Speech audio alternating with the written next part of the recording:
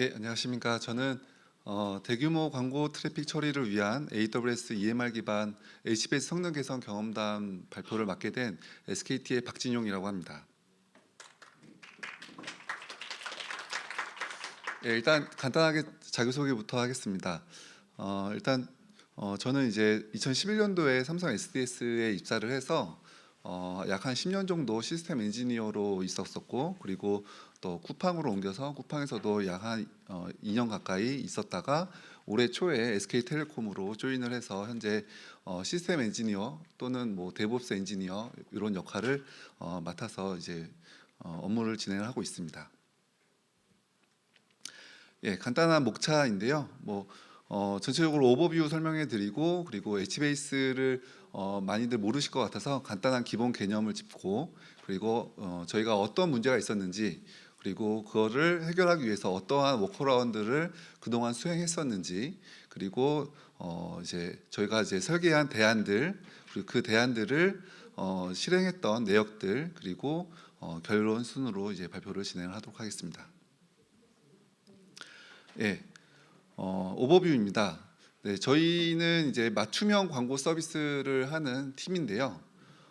이제 이 서비스에서 HBase가 약간 성능에 제약이 있어서 광고 서비스가 제때 광고가 노출되지 않는 그런 이슈가 있었습니다. 그래서 간단히 좀 먼저 상황을 좀 애니메이션으로 좀 보면요. 네.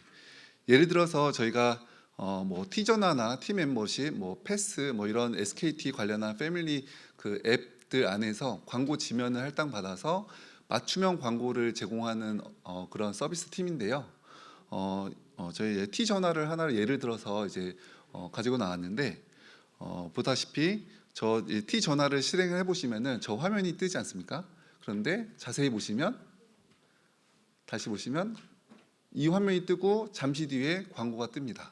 네, 요 잠깐의 요 딜레이는 저희가 이제 T 전화 화면을 딱 띄웠을 때 저희가 서버 쪽으로 사용자 정보를 보내면서 이 사람한테 어떠한 맞춤형 광고가 적합한지를 서버에서 빅데이터 분석을 통해서 그 적정한 이제 광고를 픽해서 광고를 내보내는 어떤 그런 좀 약간의 시간이 좀 필요해서 이런 약간 시간이 오차가 시간이 좀 걸려서 이렇게 좀 늦게 뜨는 것인데요.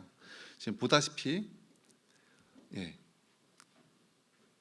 올해 초 상황에서는 약간의 한 0.5초, 많게는 0.5초, 뭐 평균적으로 0.2, 3초 정도 이렇게 딜레이가 좀 걸리는 이슈가 있었습니다.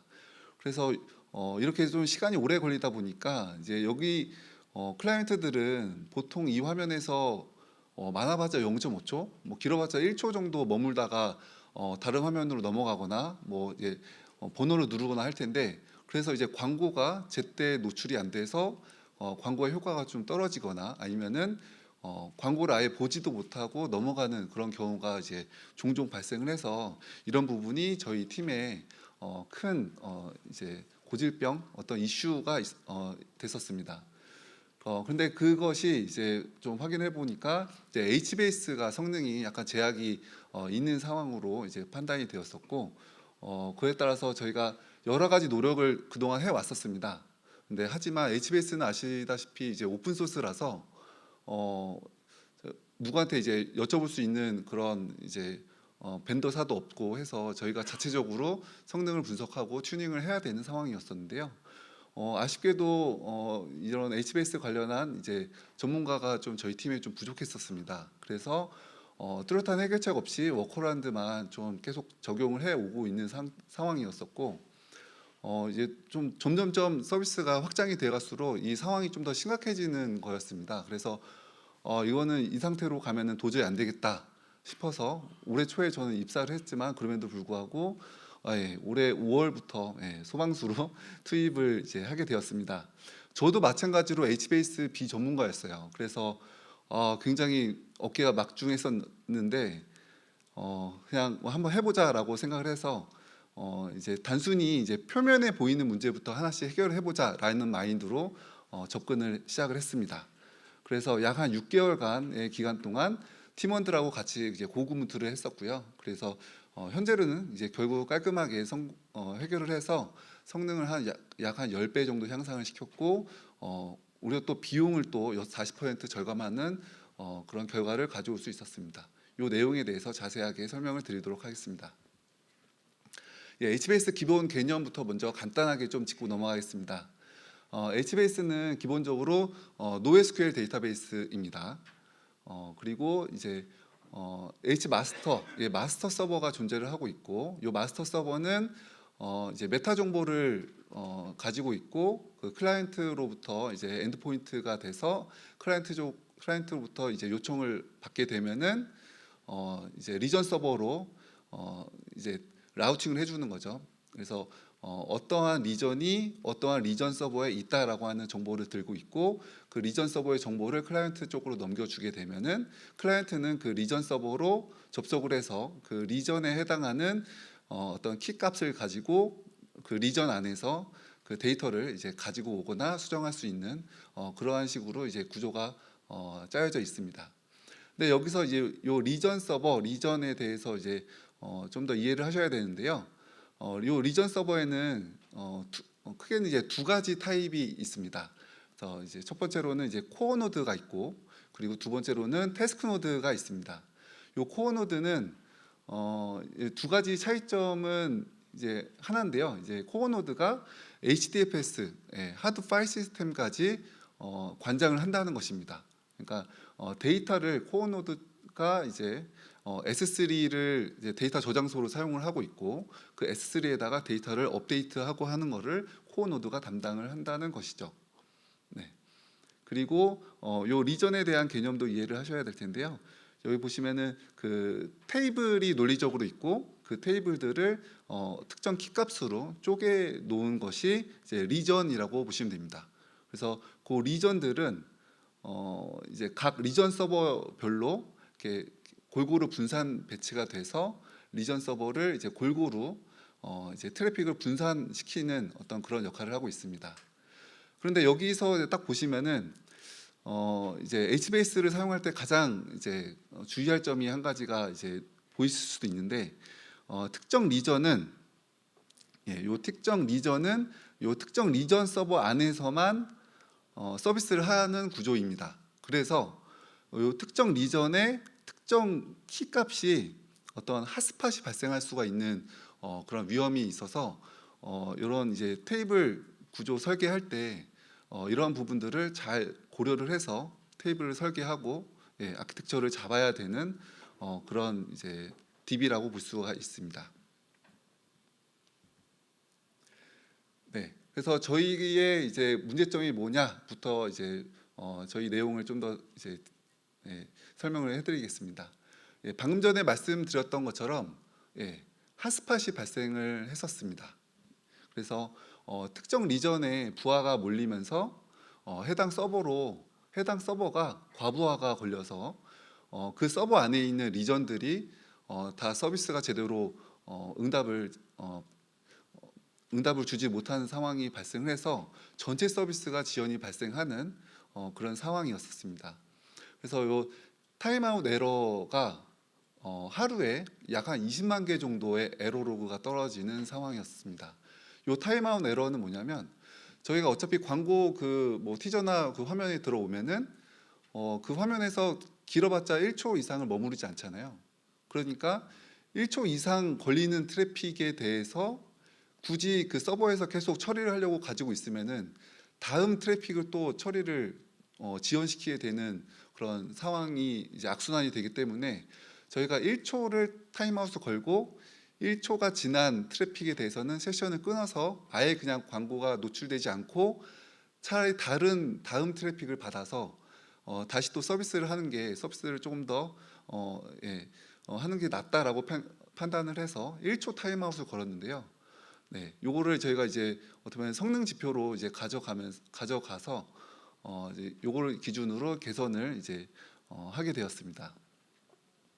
여기 보시면은 이제 CPU 사용률을 보시면은 특정 서버가 이제 여러 가지 한 11대 서버가 있었는데, 11대 서버 중에 특정 한두 대 정도 서버만 CPU 사용률이 약 한 90%, 100% 정도를 치는 것을 볼 수가 있습니다. 그리고 이 서버들을 보시면은 특정 한두 대 노드에만 트래픽이 몰리는 것을 이제 볼 수가 있는데요. 이거를 보고 이제 특정 핫스팟이 발생했구나라는 것을 알 수가 있었고요.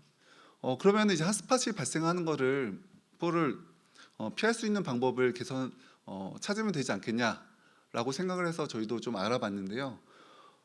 보니까 이제 요 테이블의 특성을 좀 저희가 봐야 되는데, 저희가 요 테이블이 광고 규모나 어떤 광고의 개수에 따라서 테이블의 로우 수가 늘어나는 구조인데, 저희가 아쉽게도 아직은 이제 성장하는 이제 단계다 보니까 광고 개수가 좀 상대적으로 적은 상태였습니다.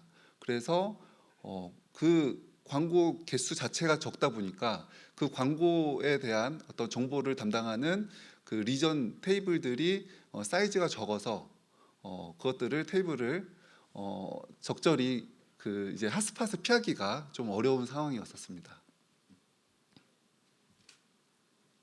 네, 그래서 지금까지 이제 어떠한 식으로 이것들을 이제 해결을 해왔는지 워커라운드를 이제 설명해드리겠습니다. 일단은 계속 DB가 특정 서버가 핫스팟이 발생해서 계속 죽고, 그에 따라서 어플리케이션 서버도 같이 죽는 현상이 계속 발생을 해서 이제 리전 서버를 코어 노드를 11대까지 계속해서 증가를 시켜왔습니다. 그리고 어플리케이션 서버도 DB가 계속 트래픽을 늦게 처리해 주다 보니까 어플리케이션 서버도 같이 CPU가 튀는 것이죠. 그러다 보니까 이제 어플리케이션 서버도 죽으면 안 되겠다 싶어서 이제 큰 사이즈의 이제 서버로 해서 30대 가까이 이제 늘리게 되었고요. 그리고 트래픽이 집중되는 리전이 계속 발생을 하면은 그거를 매뉴얼하게 그때그때 들어가서 이제 운영자가 들어가서 이제 리전을 스플릿 해주고 다른 서버로 이제 부하 분산을 시켜서 그때그때 그 상황을 모면하는 그런 상황이었습니다. 근데 하지만 이제 불특정으로 몇몇 로우가 계속 왔다 갔다 하면서 특정 리전에 이제 트래픽이 집중되는 현상이 발생을 했기 때문에 좀 한계가 있었어요. 네, 그래서 대안을 한 4개 정도로 제가 이제 설정을 하고 하나씩 분석을 해봤습니다. 첫 번째로는 당연히 코어 노드가 CPU가 100%를 치니까 이걸 스케일업을 하면 되지 않을까 싶어서 알아봤더니 AWS에서는 요 HBase 클러스터를 다시 구성을 해야 되더라고요. 그래서 다시 구성을 하게 되면은 데이터를 또 이관을 해야 되고, 그러면 서비스 중단이 발생을 하게 되고, 그러면서 이제 대규모 작업이 필요하기 때문에 이거는 일단은 보류를 하자라고 이제 결정을 내렸고, 두 번째로는 로우 키를 구조 변경할 수 있는 방법이 있지 않을까, 뭐 리버스 키 같은 어떤 방법을 적용을 해서 이렇게 구조 변경을 할 수가 있을 텐데, 이것도 아까 말씀드린 대로 광고 규모가 적은 현재 상황에서는 대안이 되기가 어렵다고 판단했습니다. 그리고 세 번째로는 어플리케이션 개선을 할 수 있지 않을까 싶었는데, 뭐 가령 예를 들면 뭐 테이블 스키마를 좀 혁신적으로 변경을 한다든가, 아니면 어플리케이션의 어떤 비즈니스 로직을 수정을 한다든가, 이런 식으로 개선 포인트를 찾아보려고 했었는데, 이것도 좀 아쉽게도 이제 올해 초에 이제 다른 개발 건으로 인해서 개발 공수 이슈가 좀 있어서 장기 과제로 이거는 진행을 해야겠다라고 싶어서 장기 과제로 진행을 하는 것으로 생각을 했고, 그래서 요 세 가지가 좀 마땅치가 않아서 제가 AWS 측에다가 문의를 좀 넣어봤습니다. 혹시나 이제 도움을 받을 수 있지 않을까 싶어서. 그런데 AWS 쪽에서도 이제 오프라인 미팅도 진행했었는데, AWS 쪽에서는 HBase는 오픈 소스다 보니까 그 기술 지원을 이제 AWS 쪽에서는 하기 어렵다. 다만 이런 상황에서는 이제 태스크 노드라고 해서 태스크 노드를 높은 사양으로 추가를 할 수 있는 방법이 있다라고 얘기를 들었습니다. 그래서 거기에 이제 차관점을 두어서 그러면 태스크 노드를 높은 사용으로 추가를 하고, 그리고 그 핫스팟이 발생하는 그 몇몇 테이블들을 요 태스크 노드 전용으로 배치를 하면은 해결이 되겠구나 싶어서 그거를 이제 단기 과제로 진행을 하게 되었습니다. 네, 그래서 태스크 노드를 아주 큰 스펙인 32코어에 64기가짜리 4대를 투입을 해서 성능 문제를 해결하려고 시도를 했습니다. 그래서 이관 대상 테이블들을 여러 개 중에 그 3개를 선정을 했고요. 그래서 여기 보시다시피 코어 노드는 11대 그대로 놔두고 태스크 노드를 4대를 추가를 했습니다. 그리고 요 3개의 테이블들을 요 태스크 노드 전용으로 이제 이관을 시켰고요. 예, 그리고 나머지 테이블들은 그냥 그대로 다 똑같이 그 부하 분산을 시켜서 다 서비스를 하도록 그렇게 구성을 했습니다. 그래서 이렇게 해서 딱 성능 이슈가 해결이 저는 될 거라고 자신 있게 이제 확신을 하고 있었는데요.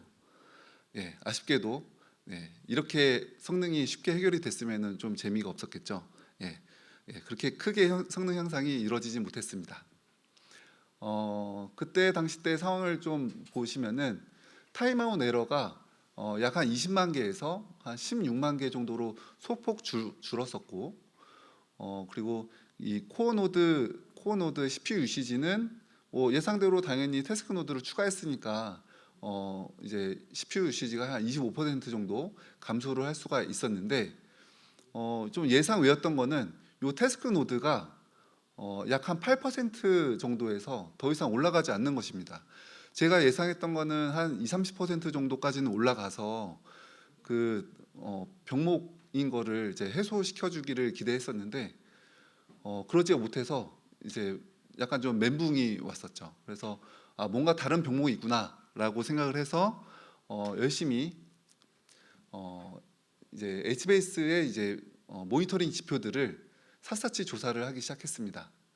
그래서 이제 겨우 찾아낸 것이 이제 성능 이슈가 발생할 때 넘 액티브 핸들러라고 하는 값이 이제 100에서 더 이상 올라가지 않는 현상을 이제 발견을 하게 되었어요. 요 넘 액티브 핸들러 값이 뭐냐면 정말 자바로 따지면 이제 스레드예요. 그래서 이제 HBase가 특정 태스크 노드가 이제 리전 서버죠. 그 리전 서버가 동시에 처리할 수 있는 그 스레드 숫자가 100개로 설정이 되어 있었던 것입니다. 그래서 그게 그 이제 맥시멈 그 스레드 값을 넘지를 못해서 거기서 이제 블락킹이 돼서 성능이 더 이상 나오지 못했던 것이었어요. 그래서 그 값을 조절하려면은 HBase 리전 서버 핸들러 카운트 값을 조절해야 되는구나라는 것을 이제 깨닫고 그거를 이제 조절을 해주는 것을 이제 시작을 합니다. 그래서 그 설정을 이제 지속적으로 변경을 하면서 타임아웃 에러 요 지표들을 어떻게 이제 변경되는지를 이제 모니터링하면서 그 값들을 튜닝을 했습니다. 그래서 핸들러 카운트 값이 이제 코어 노드에 대한 핸들러 카운트 값이 있고 태스크 노드에 대한 핸들러 카운트 값이 있겠죠. 그래서 그 두 개의 값을 한꺼번에 너무 많이 이렇게 올리게 되면은 혹시나 또 다른 성능 문제가 발생할 수 있기 때문에 점진적으로 늘려갔습니다. 모니터링 해가면서. 그래서 결국은 최적인 뭐 200, 400이란 값을 찾게 되었고 이렇게 찾았는데 그 타임아웃 에러 값이 2만 개 이하로는 도저히 떨어지지가 않는 거예요. 그러니까 이 맥스 액티브 핸들러 값이 맥시멈을 치지도 않고 CPU가 100% 치지도 않는데도 불구하고 타임아웃 에러가 더 이상 줄어들지 않아서 이 2만이라는 숫자도 적지 않은 숫자죠. 그래서 이런 거는 역시나 어플리케이션 개선이 필수구나라는 것을 이때 이제 느끼게 되었습니다.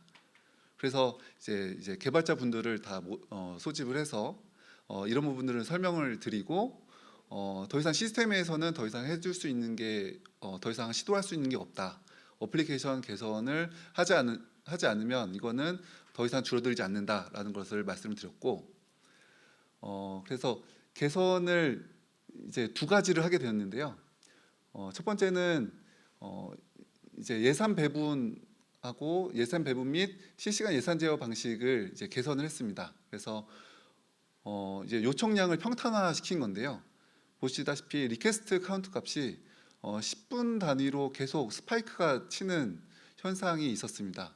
그래서 이것들을 좀 더 평탄화시킬 수 없을까라고 생각을 해서 이제 예산 그 배분 로직을 개선을 해서 10분 단위로 예산 배분이 이루어져서 광고가 한꺼번에 쏠려서 나가던 현상을 이렇게 평탄화시켜서 광고가 이제 평탄화해서 이제 나갈 수 있도록 이제 조정을 해서 개선을 이뤘고요. 그래서 프로세싱 타임이 대략 한 300ms에서 한 100ms 정도로 내려가는 것을 이제 볼 수가 있었습니다.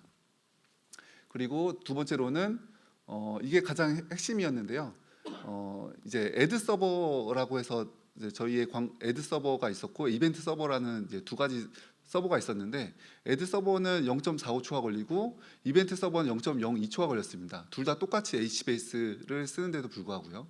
그래서 요거에 대해 차관점을 두어서 요 애드 서버는 왜 이렇게 오래 걸릴까를 분석을 해보니까 유저 프로파일 테이블이라고 하는 특정 테이블을 저 애드 서버가 조회를 하는데 그 테이블에 대한 응답 시간이 굉장히 느린 것이었어요. 그래서 확인해 본 결과 이 테이블의 데이터 사이즈가 약 한 3TB 정도로 상당히 커서 조회가 너무 오래 걸린다는 것을 이제 알게 되었습니다.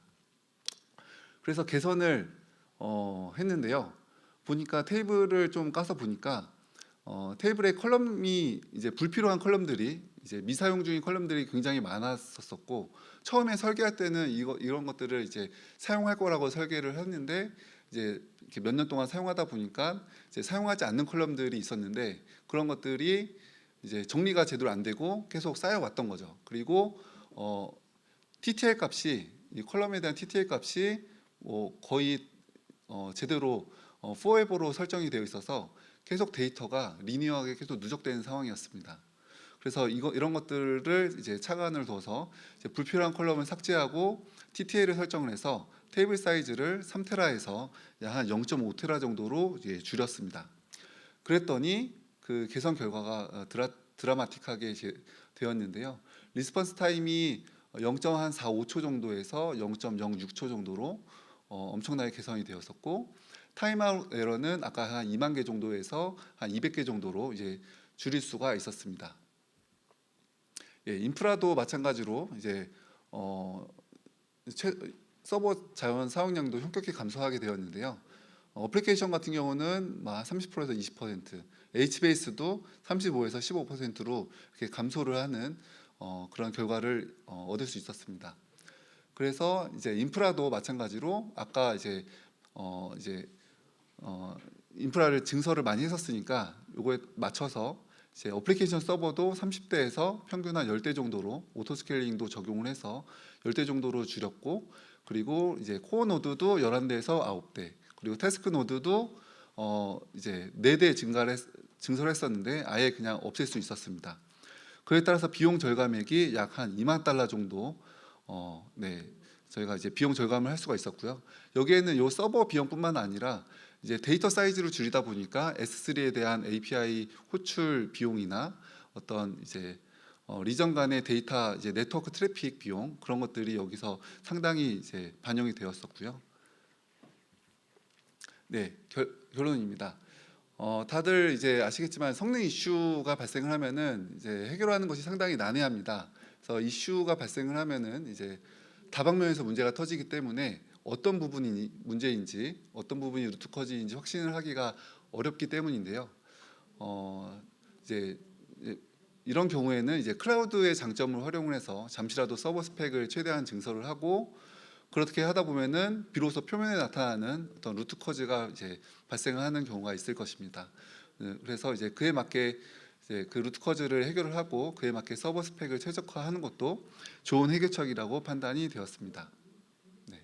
그래서 마지막으로 고객의 관점에서는 어떠한 효과가 있었는지 보시면은 비포에서는 이렇게 약 한 0.5초, 0.3초 이렇게 걸리던 것이 애프터에서는 0.1초 이내로 이렇게 광고가 뜸으로써 이제 광고의 어떤 효과가 좀 더 이제 높아질 수 있는 어떤 결과를 가지고 오게 되었습니다. 예, 이상 발표를 마치도록 하겠습니다. 감사합니다.